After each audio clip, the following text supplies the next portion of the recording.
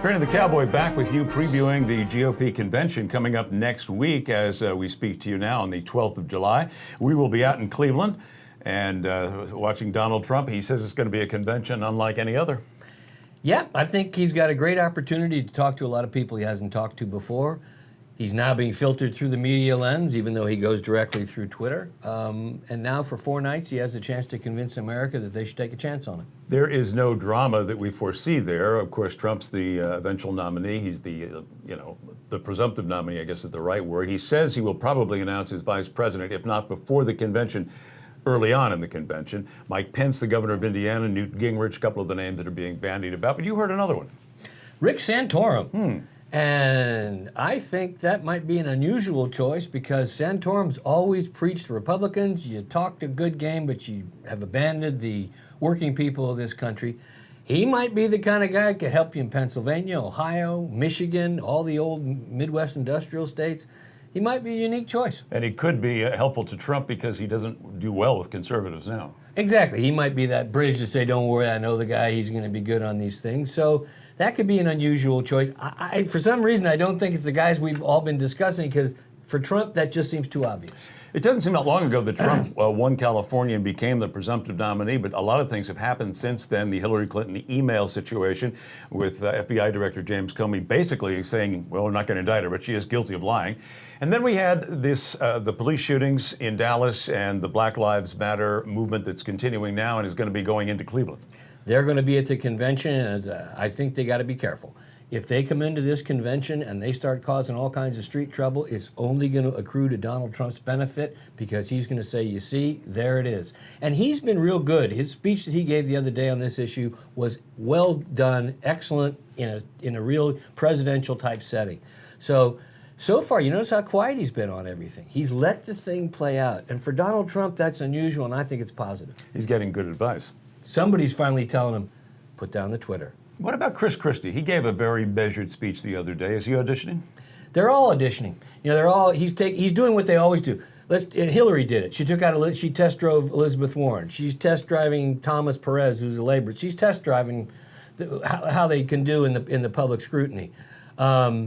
So Christie, I still think he's probably a long shot. Maybe, and you said it. 2 Northeastern guys. I don't know if that cuts it. Well, I also think he'd be a very good attorney general and I think that Trump would put him where he's most useful. If Trump came on and announced after he gets elected, I'm going to tell you something. I got Chris Christie. He's going to be a great attorney general. You're going to love him. He's going to be unbelievable. He's huge. The Democrats will be buying Depends by the score. Well, one thing about this convention that will be different is it will not have the traditional trappings, that is the old guard. You won't see any of the Bush family there. You won't see Mitt Romney there. You won't see John McCain there. Some people think it's a good thing. Others say, rally around the flag, so to speak. Do you think there will be some healing, even though those big names aren't going to be there? I think the big names will never heal. No, but do you think the party will be? I think the party's going to be fine. Yeah. I think everybody else is going to be fine. These guys have been around so long. They make the dinosaurs look young.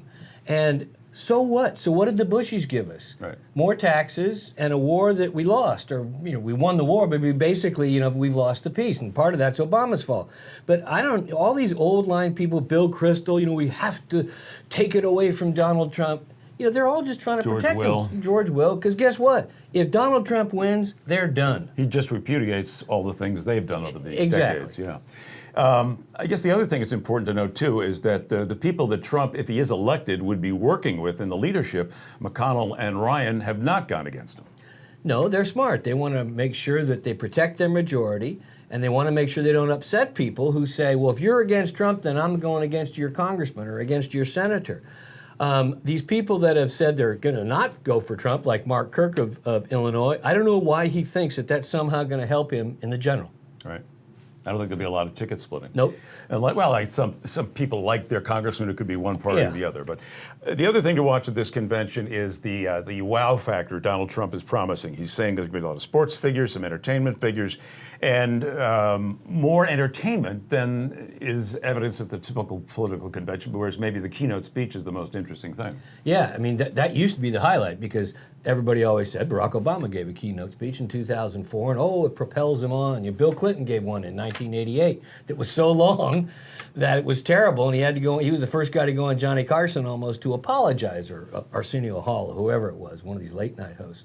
I think Trump's going to turn this into a 4-night extravaganza where he's the star, and he's going to introduce himself to America from various parts of the country, arrive at the convention. I think he'll give a good speech, and away we go. A lot of protest expected too. You're going to have the typical anarchist who will be at any convention. Then you're going to have the Mexican protesters. You're going to have the Black Lives Matter protesters. You're probably going to have gay rights protesters, probably abortion rights protesters. So it should be interesting. Yeah, this is an anarchist convention, but they're With some smart. Republicans showing They're up. smart. They let somebody else pay for all the food and everything else. They just show up. So we'll be bringing you reports from throughout the convention at least once, maybe twice a day. And as news develops there, we'll be right on it, and we'll bring it to you here on the LibertyPlaybook.com. Coming up, some convention trivia. Play along.